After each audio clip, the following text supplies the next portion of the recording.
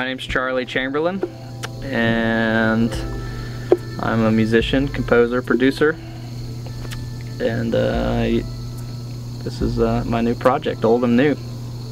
And yeah,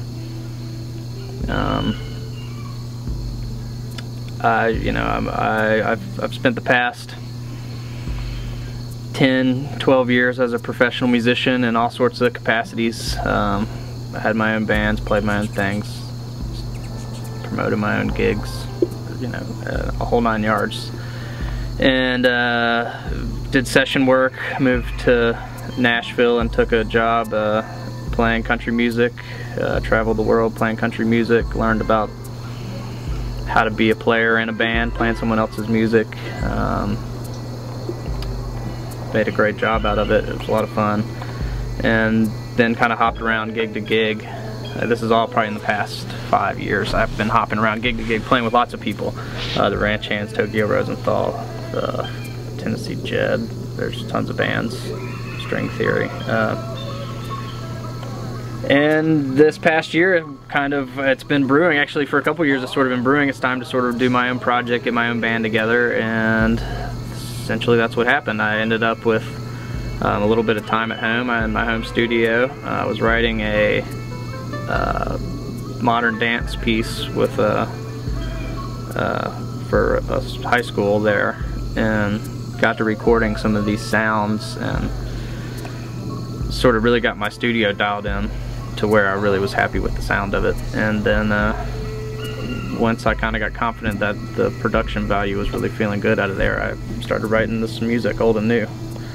And that was that. Next thing I know, I had a record, now I got a band. And now I'm on the porch here in Asheville.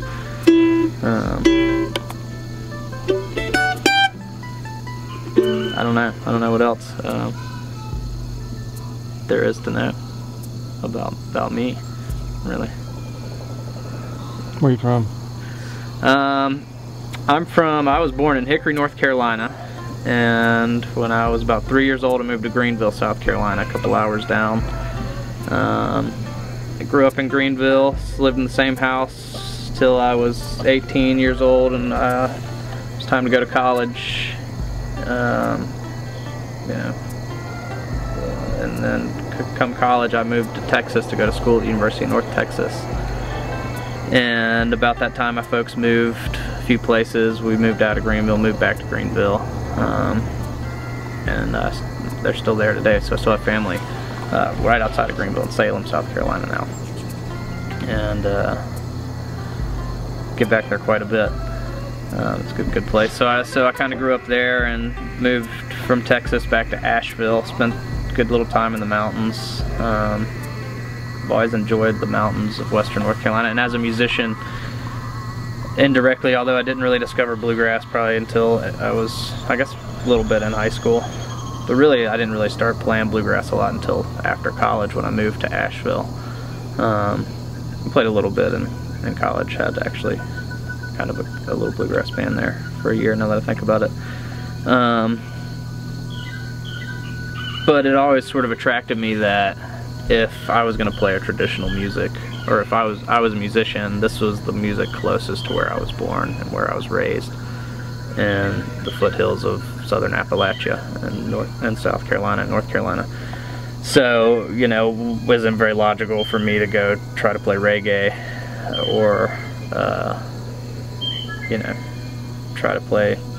I mean, this is really the music, the oldest music of where I'm from, my heritage. I don't have any family directly that I know of as musicians, although I think someone said I'm distantly related to Don Gibson, but I'm not sure how legitimate that claim is. So I sort of kind of got drawn into like that, and then like the pureness of the acoustic instruments is like is very revealing. You sort of have to learn to play it because there's nothing to hide behind. When you start doing electric guitars, you get a little more freedom to hide behind stuff. So I sort of fell in love with that idea of, well, you really got to make this acoustic instrument sound good with just itself. It's very raw, very organic.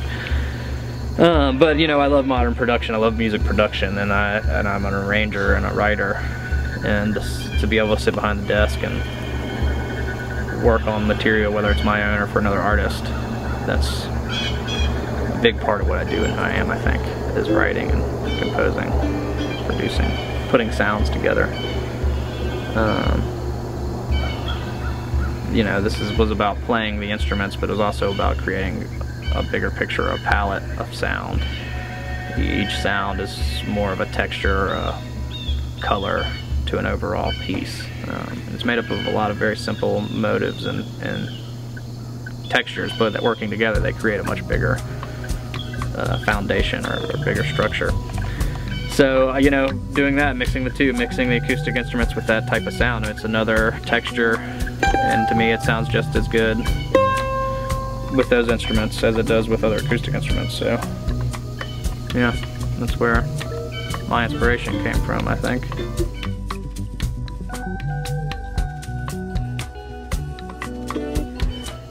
I was working on a tall ship out of Connecticut and sailing as a deckhand, and I got home last November and was home for a few weeks, and I think it was November, from that ship, and I'd been playing my mandolin all the time, and I came across this Bill Monroe. I just had the idea, it was in my head. I was like, I'm gonna try to take some of this music, some of this vocal stuff. They were singing a lot of shanties on that ship, and we were hearing a lot of vocal music. And how am I gonna take an old music and remix it? And I said, I've tried this before with bands playing bluegrass, and it's a very rigid 2/4 boom chick beat. It's very hard to remix that. So I said, well, what if I took just the vocal stuff? There's so much just vocal stuff in this music. It's born out of harmonies, it's born out of vocal music. So, and in a bluegrass band, everything supports the lead vocalist. What if I took these old just singers? Well, if I just took these singers, there's nothing to inhibit me from writing a new rhythm behind the singer or a new harmony behind the singer. I just have this one melodic line, or in some cases 3 and 4 when they sing in harmony. And I had all this freedom to write the stuff. So I took this Bill Monroe tune and I just sort of really drew some inspiration from like an old hip-hop album video someone had posted on Facebook or something of some, you know, Tribe Called Quest or something. I don't remember what it was. And I said, oh, what if we kind of took some of this breakbeat type of stuff, and then maybe I could mix in some of this fiddle sound and then a little bit of the singing. And I did that, and I was like, this is really cool. Now I've got this big section in the middle, what do I do with it? And I started, you know, doing research, and I found this great interview with Bill Monroe talking about starting bluegrass music, and so I kind of laid it in there, and I was like, this is a really interesting sound, and I did this little piece, and I took it back to the boat, and I played it for a friend. I was like, check this out, this is pretty cool. And a couple of friends were like, yeah, that's really interesting, we've never really heard anything like that. And I was like, I think this would be a really good idea to make a record out of this idea. And I forgot about it for several months, and then I went back out on the road. I did some touring. I was in the UK and Scotland and playing music, and I came home from these about a month of touring and got in the studio and started writing the dance piece that I was working on. And then ended up, after that I completed that piece, I had a little bit of time on my hands. I was at home, I had my studio, I was set up, I was rolling. I said, I'm going to revisit this Bill Monroe tune and see what I can do with it. And I went to John Hartford, and I love John Hartford. I got tons of his music, and I knew he did a lot of fiddle and singing stuff, because I bet I could find a John Hartford song that'll lend itself to it. Sure enough, that tune really fell together, and in 7 days, 7-8 days, I really just sat down and just started researching and digging and finding this source material. Some of which I had in my catalog of music, some of which I found on YouTube. Once I figured out the idea of take a vocal singer, remix it, it was like research, hit the library, hit the Google, try to find source material. And I started discovering people I had not heard yet. You know, Alice Gerrard, or Hazel Dickens for that matter. You know, that record, Hazel and Alice, is a fantastic record. I found that later when I was doing the research. And then really I wrote everything in about 8 days and tracked the initial skeleton of this record in about 8 days. I had like 2 tracks that weren't really coming together. I scrapped a lot of stuff that I tried out and didn't work. And then I was like, well, I have, you know, 40 minutes of music. This is a record. And then I spent another month or so on and off tweaking it, the arrangements, and polishing it up and really trying to make it presentable as a record. And it came out. Chris played bass on some of it. A buddy of mine in New Hampshire, Kevin, played some drums on it, and another buddy of mine in the UK played bass on it. So we recorded in my studio in New Hampshire and Asheville, and then in the UK we recorded parts for the thing, but the majority of it was actually done in my home studio on a MacBook with Logic and very bare bones, minimal gear. I mean, I'd been building my studio for a while, and I've, you know, pieced together what I feel are important elements, but it's very, very minimal in the eyes of most studios. So, but it worked, and so I polished it together. And then an old friend from school, from Greenville, who has a production studio in Brooklyn, New York, David Little Audio Productions.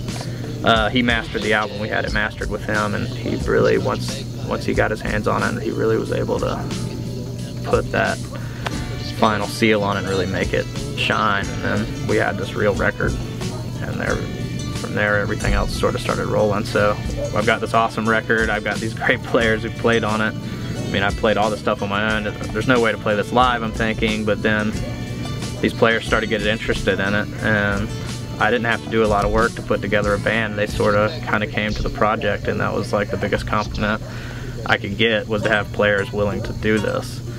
And you know, nobody's getting rich off of this thing, and so it's like these players are in it because they really genuinely want to be in it, and that's, as a composer and a producer, that's, you know, what you want, the best thing you could hear.